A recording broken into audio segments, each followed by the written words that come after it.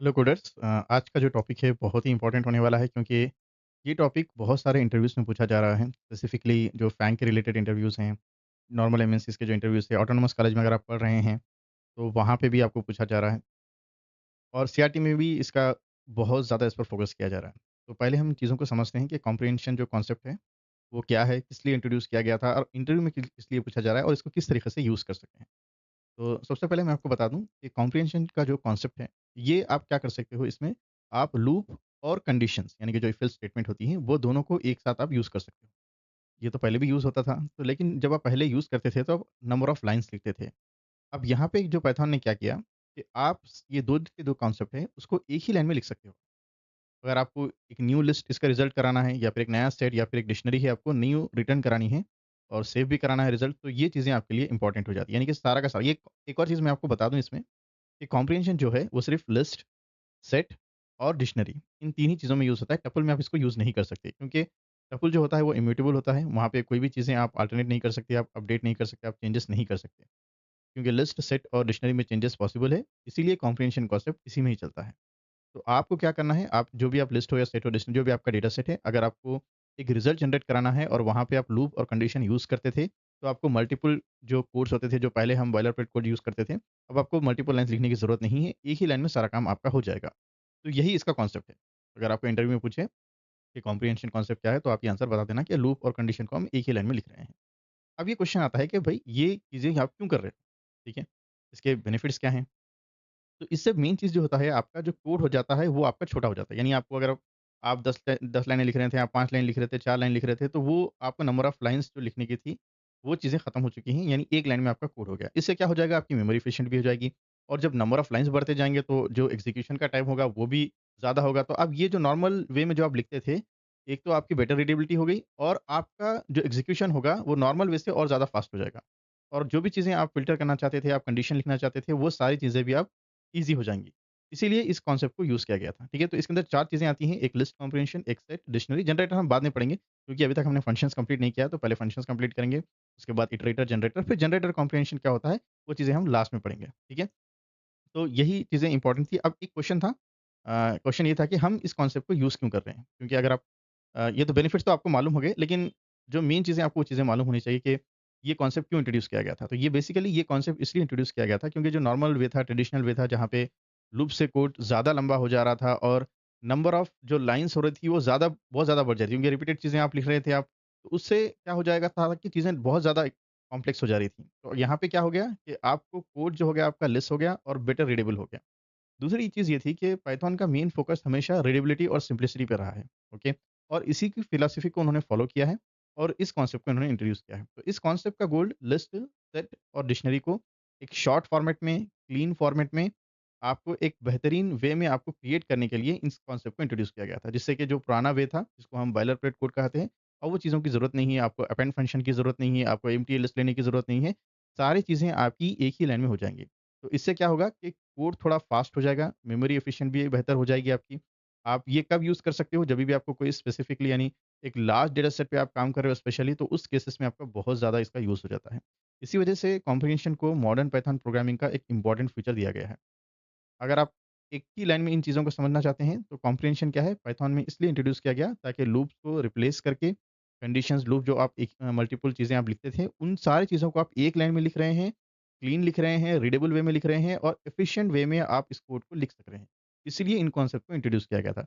अब ये क्वेश्चन आता है कि सीआरटी ट्रेनिंग्स में इस पे ज़्यादा फोकस किया जा रहा है, एमएनसीज़ में भी पूछा जा रहा है, फैंग में भी पूछा जा रहा है। तो अब इन कंपनीज़ में क्यों इस तरीके से ज़्यादा पूछा जा रहा है? क्योंकि ये जो कंपनीज़ होती हैं वो सिर्फ़ सिंटैक्स पे फ़ोकस नहीं करती हैं, बल्कि वो अब ये देख रही हैं कि जो भी कैंडिडेट आ रहा है, जो भी कोडर्स आ रहा है, डेवलपर्स आ रहा है, उसकी कोडिंग जो मैच्योरिटी है, वो कितनी है। इंटरव्यूज़ देखना चाहते हैं कि आप पाइथन वे में क्लीन, रीडेबल और ऑप्टिमाइज़ कोड किस तरीके से आप लिख रहे हैं। क्योंकि कॉम्प्रिहेंशन जब आप इस कॉन्सेप्ट को सीखते हो, तो इसी से पता चलता है कि आपके लूप्स, कंडीशंस, डेटा स्ट्रक्चर्स और परफॉर्मेंस का जो ट्रेड ऑफ्स को आप समझते हो या नहीं समझते हो आप। क्योंकि फैंग जैसी कंपनीज़ को ऐसे डेवलपर्स चाहिए, उनको ऐसे इंजीनियर्स चाहिए, जो लार्ज डेटा को एफिशिएंटली प्रोसेस कर सकें।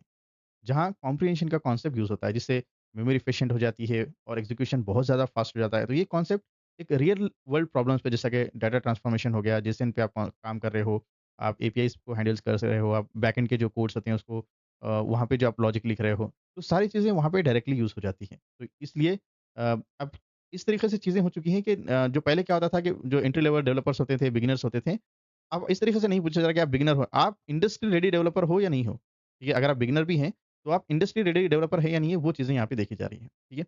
अब इसको आप यूज़ किस तरीके से करोगे? तो इसके जो सिंटैक्सेस हैं, वो बहुत ही सिंपल है। तो यहाँ पे अगर आप देखेंगे कि आपको जो भी रिज़ल्ट प्रिंट कराना है, वो यहाँ पे आपका एक्सप्रेशन आ जाएगा। फिर आप यहाँ पे नॉर्मल लूप लिख दोगे जैसे कि फॉर आई इन जो भी आपका डेटा सेट था। अगर इसके ऊपर आपको कुछ कंडीशन लगानी है, तो उसके बाजू को आप कंडीशन लगा दोगे। तो यही इसका एक सिंपल वे है, आप इस तरीके से इस कोड को लिख सकते हो। ठीक है? अगर यही चीज़ें अगर आप देखिए, अगर आप ये जो स्क्वायर ब्रैकेट थी, इसको आप निकाल के आप जो फ्लावर ब्रैकेट लगा दिए, तो अब ये सेट का सिंटैक्स हो गया। ठीक है? इसी तरीके से आपने यहाँ पे की एंड वैल्यू लगा दिया। सेम सिंटैक्स है for I in data set if condition. अब यहाँ पे क्या होगी, यहाँ पे एक की आ गई और यहाँ पे एक वैल्यू आ गई, तो अब ये डिक्शनरी बन गई। सिंपल चीज़ें हैं। इसको मैं एग्ज़ाम्पल के ज़रिए से एक्सप्लेन करा देता हूँ ताकि आपको चीज़ें और बेहतर समझ में आ जाए। तो पहले हम एक लिस्ट का एग्ज़ाम्पल ले लेते हैं, उसके बाद हम सेट और डिक्शनरी पे कॉन्सेंट्रेट करेंगे, ठीक है? तो पहले पहले जो ट्रेडिशन वे होता था, मैं एक सिंपल डेटा सेट को मैं स्टोर करूँगा, कोई भी एक नंबर वैल्यूज़ ले लेंगे, फिर आपको चीज़ें और ईज़ी समझ में आ जाएँगी। तो यहाँ पे मैं एक ले लेता हूँ माय लिस्ट, ये मेरी एम्प्टी लिस्ट है और यहाँ पे मैं कुछ 1 टू 10 डेटा को स्टोर कराना चाहता हूँ। तो आप किस तरीके से करते थे पहले? पहले आप इस तरीके से लिखते थे for I in range of values और आप क्या यूज़ करते थे? आप एक अपेंड फंक्शन यूज़ करते थे और यहाँ से आप डेटा को भिजाते थे वन बाय वन, ठीक है? और जैसे ही आपका डेटा आपका ऐड हो जाता था, फिर आप चेक कर लेते थे प्रिंट माय लिस्ट। इस तरीके से आप चीज़ें करते थे, सारा का सारा डेटा आपके पास आ जाता था। लेकिन अब इन्हीं चीज़ों को मैं अगर आप लिस्ट कॉम्प्रिहेंशन के ज़रिए से देखेंगे, तो आप ये किस तरीके से होगा? तो यहाँ पे आप क्या करें, कोई भी मैं एक वेरिएबल ले लेता हूँ डेटा सेट, ठीक है, ये लिस्ट का और यहाँ पे आपने लिस्ट की जो स्क्वायर ब्रैकेट थी आपने वो यूज़ कर ली। अब यहाँ पे लिख दूँगा मैं for I in range of 1 to 11। अब इस डेटा को कहाँ भिजाना है? मुझे यहाँ पे एक्सप्रेशन के ज़रिए से भिजाना है, आई, तो यहाँ पे मैंने डेटा को भिजा दिया। अब मैं चेक कर लेता हूँ कि ये जो मेरा डेटा था वो आया या नहीं आया? तो यहाँ पे सिंपली मैं प्रिंट कर दूँगा, प्रिंट डीएस लिस्ट। तो आप देख सकते हो, यहाँ पे सेम डेटा मेरा आ गया है। अब इस डेटा से मुझे कुछ और काम कराना है, तो वो चीज़ें भी मैं कर सकता हूँ। एग्ज़ाम्पल मुझे यहाँ पे एक वेरिएबल ले लेता हूँ A1।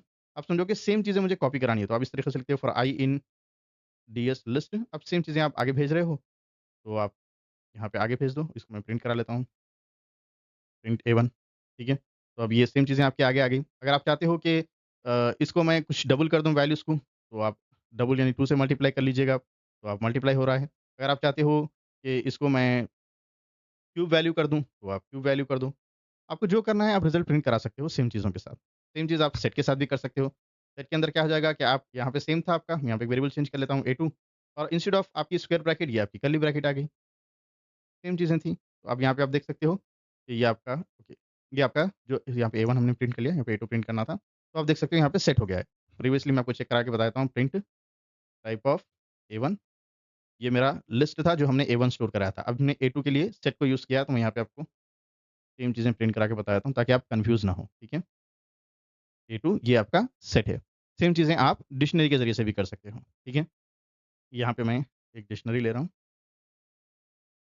अब यहाँ पे क्या हो जाएगा, आपको की एंड वैल्यू दोनों चीज़ें लेनी पड़ेंगी। तो मैं एक वेरिएबल ले लेता हूँ D1 और मुझे यहाँ पे फॉर आई इन ये जो मेरी डेटा सेट थी, इसको मैंने ले लिया। अब मुझे क्या करना है, की एंड वैल्यू समझा कि मैं इस दोनों के 2 सेम ले रहा हूँ मैं। तो यहाँ पे मैं इसको प्रिंट करा देता हूँ, प्रिंट D1 और print type of the D1। उम्मीद करता हूँ आपको कॉन्सेप्ट समझ में आ रहा है। अगर कोई चीज़ें समझ में नहीं आ रही है तो कमेंट में ज़रूर पूछिएगा। तो ये जो पहली वैल्यू थी की होगी और दूसरी वैल्यू आपकी जो डेटा की वैल्यू थी वही होगी की एंड वैल्यूज़। ये सारी चीज़ें आपकी प्रिंट हो रही है। आप देख सकते हो 1, 1, 2, 2, तो ये आपका डिक्शनरी में प्रिंट हो गया।